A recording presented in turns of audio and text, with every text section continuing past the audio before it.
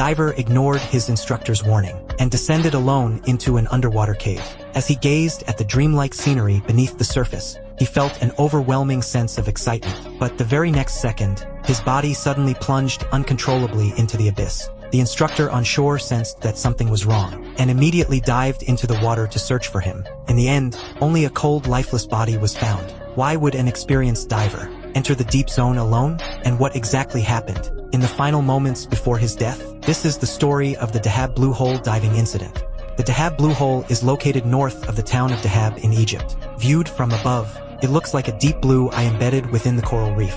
The structure of the blue hole is quite unique. Its entrance is about 50 meters in diameter. At a depth of around 6 meters below the surface, there is an opening that leads out to the open sea. Divers gave this passage a name, the Saddle. Between depths of roughly 50 to over 90 meters underwater, there is also a massive arch-shaped tunnel that connects to the endless abyss of the open ocean. This is the Blue Hole's famous arch. Through this arch, sunlight from the open sea shines into the dark chamber, forming a dreamlike blue beam of light. The water temperature here remains between 20 and 28 degrees Celsius year-round. Inside the chamber, there are not only vibrant coral reefs, but also schools of tropical fish swimming back and forth. Because of this, the Blue Hole quickly became a pilgrimage site for diving enthusiasts. But as more and more divers arrived, death also began to spread through these dark blue waters. On April 28, 2000, 23-year-old Yuri arrived at the Dahab Blue Hole alone. He had been a certified diving instructor for many years and had trained nearly 100 students.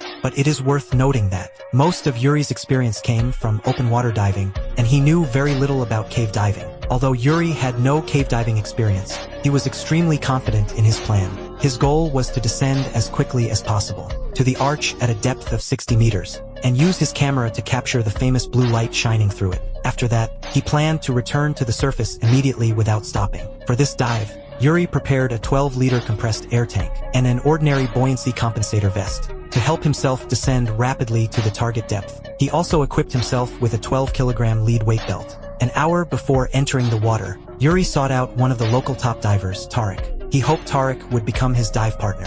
After examining Yuri's equipment, Tarek became deeply concerned. He warned Yuri that deep diving was not a game. If he used ordinary compressed air to dive to a depth of 60 meters, the risk of nitrogen narcosis would be extremely high. Moreover, a single air tank offered no margin for error. If anything went wrong during the descent, he might not even have a chance to save himself. Tarek suggested that Yuri first train with him for 2 weeks and fully understand the blue hole's structure and characteristics before considering such a dive.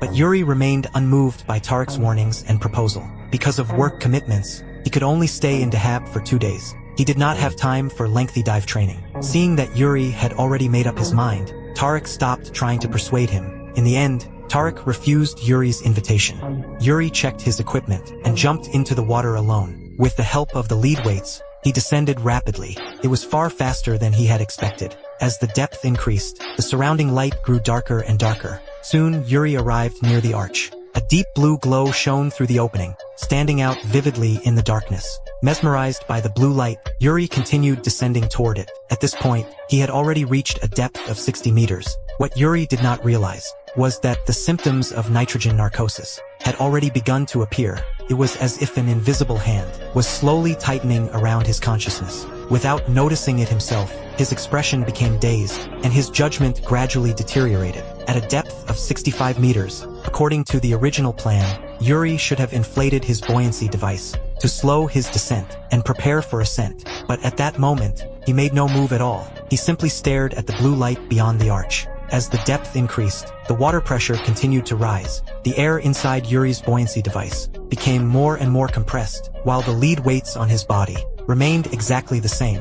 Once the balance was lost, his descent quickly spiraled out of control. Panicked, Yuri reached for the inflator valve on his buoyancy device, trying to inflate his buoyancy vest. But his body only slowed slightly, before continuing to sink.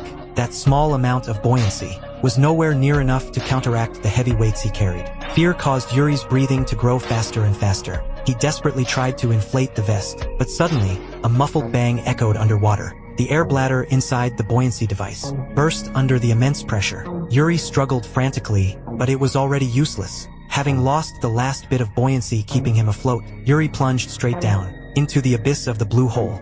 More than an hour later, the divers on shore realized that Yuri still had not returned. Recognizing the seriousness of the situation, they found Tarek and asked for help. After learning what had happened to Yuri, Tarek felt deeply regretful. He knew Yuri's air supply could never have lasted that long. Everything was already too late, but even so, Tarek and his partner still descended into the depths of the Blue Hole to search for him.